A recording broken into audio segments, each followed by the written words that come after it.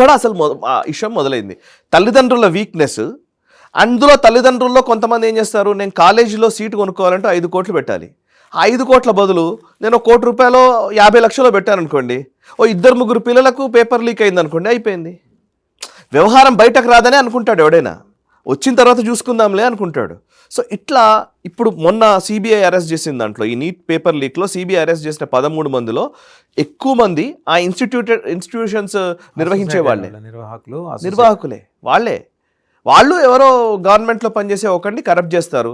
ఇప్పుడు ఏమైందంటే చాలా ఈజీ అయిపోయింది పేపర్లు. ఇంతకుముందు అంటేనేమో పేపర్ లీక్ కావాలంటే అప్పుడు ఈ కెమెరాలు, ఫోటోలు ఇవన్నీ ఏం లేవు. అప్పుడు ఏముంది, పేపర్ ఫిజికల్గా దొరికితే కానీ, అది జిరాక్స్ కాపీ తీస్తే కానీ మనకు తెలియదు.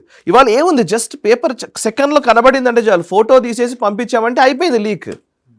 ఈజీ కదా, ఈజీ టు యాక్సెస్. అట్లాంటి వాతావరణం వచ్చింది. అందుకే మోదీ మొన్న ధర్మేంద్ర ప్రధాన్ వీళ్ళు ఏం చేశారు, మీరు రీటెస్ట్ నిర్వహించేటప్పుడు ఎయిర్ ఫోర్స్లో పేపర్లను తీసుకొచ్చారు. పేపర్ తయారు చేసిన వాళ్ళని ఐసోలేట్ చేశారు, వాళ్ళ ఫోన్లు వీళ్ళు అన్నీ తీసేసుకొని ఐసోలేట్ చేశారు, ఎవరికి కనబడకుండా. అంత కట్టుదిట్టమైన చర్యలు తీసుకుంటే రీటెస్ట్ సమర్థవంతంగా నిర్వహించగలిగారు. సరే, మనం కమింగ్ బ్యాక్ టు దిస్, ఈ కోచింగ్ సెంటర్ల వ్యవహారము, ఇటు మెడికల్ కాలేజీల మాఫియా, వీటన్నిటికీ తోడై ఇప్పుడు నీట్ పేపర్ లీక్ పదే జరుగుతూ వస్తోంది. ఈ జరుగుతున్న క్రమంలో 2024లో నరేంద్ర మోదీ ప్రభుత్వం ఏం చేసిందంటే, అప్పుడు ఇస్రో మాజీ చైర్మన్ కె రాధాకృష్ణన్ గారి నేతృత్వంలో ఒక హై లెవెల్ ఎంపవర్డ్ కమిటీ వేశారు. కమిటీ వేసి ఈ నీట్ పేపర్ని ఎలా మనం తయారు చేయాలి, ఎలా దీన్ని నిర్వహించాలనే విషయంలో కమిటీ వేశారు. దాంట్లో ఎయిమ్స్ డైరెక్టర్ దగ్గర నుంచి మన Hyderabad central university vice chancellor ఉన్నారు, అండ్ చాలా ఐఐటికి సంబంధించిన వాళ్ళు ఉన్నారు, ఎయిమ్స్ సంబంధించిన వాళ్ళు ఉన్నారు. నిష్ణాతులైనటువంటి వాళ్ళతో హై లెవెల్ ఎంపవర్డ్ కమిటీ వేశారు. కమిటీ వేసి దాని నుంచి వచ్చినటువంటి సిఫారసుల ఆధారంగానే ఈ ఎగ్జామ్ పేపర్ నిర్వహించారు. అయినప్పటికీ లీక్ అయింది. గొడవ ఏంటంటే, లీక్ అయిన తర్వాత ఏమన్నా ఫాస్ట్గా రెస్పాండ్ కాలేదా అని అంటే, May 3 రోజు లీక్ అయింది, ఎగ్జామ్ జరిగింది, అదే రోజు లీక్ అయినట్టుగా వార్తలు వచ్చాయి. May 7కి వచ్చేసరికి ఎన్టీఏ దీని మీద డైరెక్ట్ ఇన్పుట్స్ తీసుకుంది, అండ్ May 8కి వచ్చేసరికి క్రిమినల్ ఇన్వెస్టిగేషన్కి ఆదేశాలు జారీ చేశారు. ప్రాథమిక సమాచారాన్ని బేస్ చేసుకుని May 12 రోజున అధికారికంగా పేపర్ లీక్ అయిందన్న విషయాన్ని అధికారికంగా ప్రకటించారు. ప్రకటించడమే కాదు, సిబిఐ ఎంక్వైరీకి కూడా ఆదేశించారు. సిబిఐ 13 మందిని అరెస్ట్ చేసింది. దీనికి డైరెక్ట్ బాధ్యులు ఎవరో వాళ్ళని అందరినీ అరెస్ట్ చేసింది. May 15వ తేదీకి వచ్చేసరికి దీని మీద ఈవెన్ రీటెస్ట్ నిర్వహించడానికి సంబంధించిన నంబర్స్ కూడా డేట్స్ ఎప్పుడు నిర్వహిస్తామనేది కూడా ప్రకటించారు. May 15వ తేదీ. సరిగ్గా అదే టైంలో సిజేపీ ఏర్పాటైంది, ఆవిర్భావం. సో May 3వ తేదీన ఫస్ట్ ఎగ్జామ్ పెట్టినప్పుడు లీక్ అయింది. June 21వ తేదీన రీటెస్ట్ నిర్వహించారు, రెండోసారి పరీక్ష నిర్వహించారు. ఈ నెల రోజుల్లోనే కట్టుదిట్టమైన భద్రతా చర్యలు తీసుకున్నారు, ఏర్పాట్లు చేశారు, నిర్వహణ చాలా ఎక్కడ కూడా చిన్న లీక్ కూడా రాకుండా ఉండే విధంగా చర్యలు తీసుకొని సమర్థవంతంగా రీటెస్ట్ జరిగింది. అండ్ దాని రిజల్ట్స్ కూడా వచ్చాయి. జూలై నెలలోనే రిజల్ట్స్ వచ్చాయి. June 21న నీట్ రీ ఎగ్జామ్ జరిగింది, July 16th రోజు రిజల్ట్స్ వచ్చాయి. మీరు June 21 రోజున నీట్ ఎగ్జామ్ జరిగింది సార్, 28th రోజున సోనం వాంగ్చుక్ నిరాహార దీక్ష కూర్చున్నాడు. June 21వ తేదీన రీటెస్ట్ జరిగిన తర్వాత, అంటే సమర్థవంతంగా నిర్వహించిన తర్వాత, ఈయన నిరాహార దీక్ష ఎందుకు చేస్తున్నాడు అంటే అర్థం ఏంటంటే, ఇది నీట్కి దానికి సంబంధం లేదు. ఒక ఇష్యూ వచ్చింది, ఇప్పుడు ప్రభుత్వం మీద ప్రెషర్ బిల్డ్ చేసే టైం ఇది. సో ప్రెషర్ బిల్డ్ చేయడానికి ఒక వేదికను ఏర్పాటు చేయాలని ఆల్రెడీ డిసైడ్ అయిపోయింది సిజేపీ రూపంలో. ఆ సిజేపీకి మద్దతుగా సోనం వాంగ్చుక్ వచ్చి నిరాహార దీక్షలో కూర్చున్నాడు. ఈ ఒక నెల రోజుల పాటు ఈ ఘర్షణ నడిచింది. ఇదంతా ప్రీ ప్లాన్ అంటున్నాను నేను. July 21వ తేదీన పార్లమెంటు వర్షాకాల సమావేశాలు మొదలవుతున్నాయి. ఆ ముందు ఒక నెల రోజుల పాటు ఒక వేదికను ఏర్పాటు చేసుకుని ఒక ప్రెషర్ బిల్డింగ్ టాక్టిక్ మొదలుపెట్టారు. సరిగ్గా మాన్సూన్ సెషన్స్కి ముందే July 20వ తేదీన చలో పార్లమెంట్కి పిలుపునిచ్చాడు. ఇన్ని రోజులు చలో పార్లమెంట్కి పిలుపునివ్వలే. అవును. అయితే ఇక్కడ ఇంకొక విషయం గమనించండి, ఇలాంటి అంశాలే ప్రతి పార్లమెంట్ సెషన్ ముందు వస్తాయి. ఎగ్జాక్ట్లీ అదే కదా గొడవ. ఇప్పుడు బడ్జెట్ సమావేశాల ముందర ఒకటి ఉంటుంది, అండ్ వింటర్ సెషన్ ముందర ఇంకోటి. రేపు వింటర్ సెషన్ ముందు చూడండి ఇంకోటి రెడీ చేస్తాడు. ఇంతకుముందు నరవనేది తీసుకొచ్చారు బడ్జెట్ సెషన్, ఒక అట్ట పుస్తకం ఒకటి తీసుకొచ్చి దాంట్లో మరి ఏం స్టాక్ పెట్టాడో, ఇది నరవణి పుస్తకం చూసారా అని తిరిగాడు. అవును. ఇప్పుడు వాళ్ళెవరో పాపం ఆ బొద్దింకలన్నీ ఒక చోటు చేరి ఆయన చీపురు పట్టుకుని ఇంత ఏర్పాటు చేస్తే వాళ్ళిద్దరిని హైజాక్ చేసి వాళ్ళిద్దరి కార్యక్రమాన్ని ఇప్పుడు దీన్ని ప్రధానమంత్రి ఇంటి ముందు తీసుకొచ్చాడు రాహుల్ గాంధీ. ఎగ్జాక్ట్లీ అంటే అంతే. ఇప్పుడు రాహుల్ గాంధీకి ఇప్పుడు ప్రాబ్లం అంటే ఖోఖో ఆట ఉంటుంది, మీకు తెలుసు కదా, ఖోఖో ఎట్లా ఉంటుందంటే ఒకడే పరిగెట్టాడు, ఒకడికి విసుగు పుట్టినప్పుడు ఇంకొకరిని లేపుతాడు, వీడు పరిగెడతాడు. అంటే అంటే అర్థమైంది కదా మీకు, ఒక్కొక్కరు ఖోఖో అనమాట. ఖో అంటే లేచి పరిగెత్తాలి, సో ఆ పట్టుకోవడానికి. సో ఇప్పుడు ఈ రాహుల్ గాంధీకి ఖో ఇస్తున్నారు అందరూ. సో ఎవరు ఖో ఇవ్వాలి అని అంటే ఎవరు ఖో ఇచ్చినప్పుడు వాళ్ళకి గెలవట్లేదు, అది ప్రాబ్లం. அதுக்கு ఎన్నోసార్లు ఇట్లాంటి జరిగినాయి. ఫార్మర్స్ ప్రొటెస్ట్ పేరిట ఇట్లాంటిదే కో ఇచ్చారు. సిఏఏ ప్రొటెస్ట్ల సందర్భంలో సిఏఏ వ్యతిరేక ఆందోళనలో కో ఇచ్చారు. సో అనేక సార్లు ఇచ్చారు. ఇప్పుడు విద్యార్థుల పేరిట కో ఇస్తున్నారు.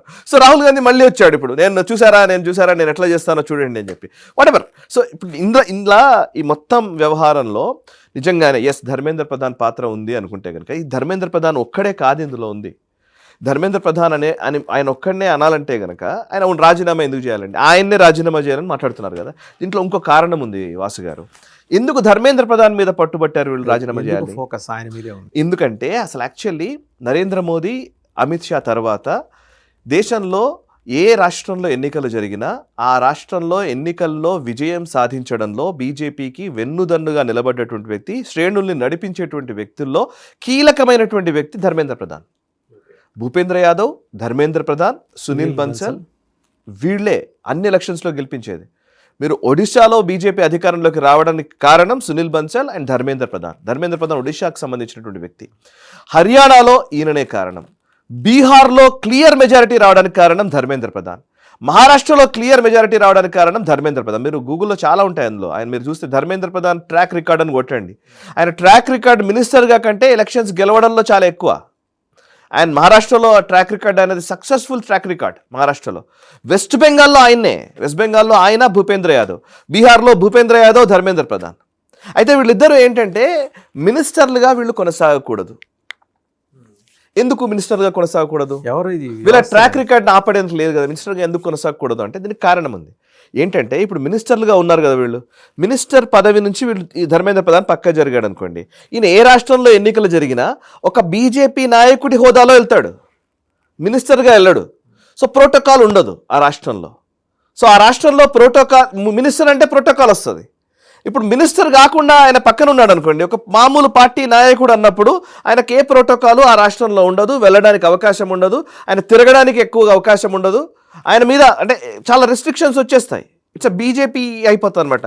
సో సెంట్రల్ మినిస్టర్ హోదాలో ఉన్నాడు కాబట్టి నేను ఫస్ట్ సెంట్రల్ మినిస్టర్ హోదా నుంచి దింపేస్తే, ఈయన టార్గెట్ చేసి కొట్టేస్తే, ఈయన క్రెడిబిలిటీ కొట్టేసామనుకోండి, ఈయన ఆ రాష్ట్రాల్లో వీక్ అవుతాడు. సో మోదీకి ఉన్నటువంటి మేజర్ పవర్ సెంటర్స్లో, మేజర్ అందానేమంటే ఆయన బలమైనటువంటి జనరల్స్ అంటారు కదా మామూలు యుద్ధంలో, అట్లా బలమైన జనరల్స్ జాబితా తీస్తే అందులో ధర్మేంద్ర ప్రధాన్ ఒక్కడు. అందుకే ఆయన టార్గెట్ చేసి ఆయన రాజీనామా చేయాలంటున్నారు. ఇది ఇందులో పొలిటికల్ రీజనే, ఇది నథింగ్ ఎల్స్. నేను మరి నిజంగానే రాజీనామాలు చేసిన వాళ్ళు లెక్క తీద్దాం. ఇప్పుడు ఫర్ ఎగ్జాంపుల్ లాస్ట్ సంవత్సర కాలంలో, నేను ఇంతకుముందు లైవ్లో కూడా చెప్పాను, లాస్ట్ సంవత్సర కాలంలో జమ్మూ కాశ్మీర్లో service selection board paper leak అయింది సార్. జమ్మూ కాశ్మీర్లో ఎవరు అధికారంలో ఉన్నారు? ఒమర్ అబ్దుల్లా ఉన్నాడు. ఓకే, హిమాచల్ ప్రదేశ్లో కాంగ్రెస్ అధికారంలో ఉంది. హిమాచల్ ప్రదేశ్లో 2025 మార్చి నెలలో క్లాస్ 12 ఎగ్జామ్ పేపర్ లీక్ అయింది. హిమాచల్ ప్రదేశ్లో ఇదే తరహా ఆందోళనలు జరిగాయా? ఓకే, జార్ఖండ్లో class 10 board exam paper leak అయింది 2025 ఫిబ్రవరి నెలలో. అండ్ 2025 మార్చి నెలలో పోయిన సంవత్సరం తెలంగాణలో ఇంటర్మీడియట్ క్వశ్చన్ పేపర్ లీక్ అయింది. ఇక్కడ రేవంత్ రెడ్డిని బ్లేమ్ చేశారా? ఓకే, అండ్ ఇంకో తెలంగాణలో ఎస్ఎస్సి పేపర్ లీక్ అయింది నిజామాబాద్లో. మరి ఇక్కడ చేసామా? మొన్ననే మార్చి నెలలో జరిగింది. తమిళనాడులో జరిగింది. వెస్ట్ బెంగాల్లో కానిస్టేబుల్ రిక్రూట్మెంట్ ర్యాకెట్ జరిగింది, స్కామ్ జరిగింది పెద్దగా.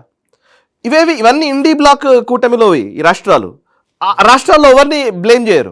పోనీ కేంద్ర ప్రభుత్వంలోనే చేద్దాం. మరి యూపీఏ గవర్నమెంట్ టైంలోనే చెప్తున్నాను. 2004 CBSE All India pre medical test leak అయింది. 2006లో CBSE class 12 accountancy paper leak అయింది. 2007 ఏఐట్రిపుల్ పేపర్ లీక్ అయింది. 2008 pre medical test paper leak అయింది. 2011 ఏఐట్రిపుల్ పేపర్ లీక్ అయింది. 2012 AIIMS entrance exam paper leak అయింది.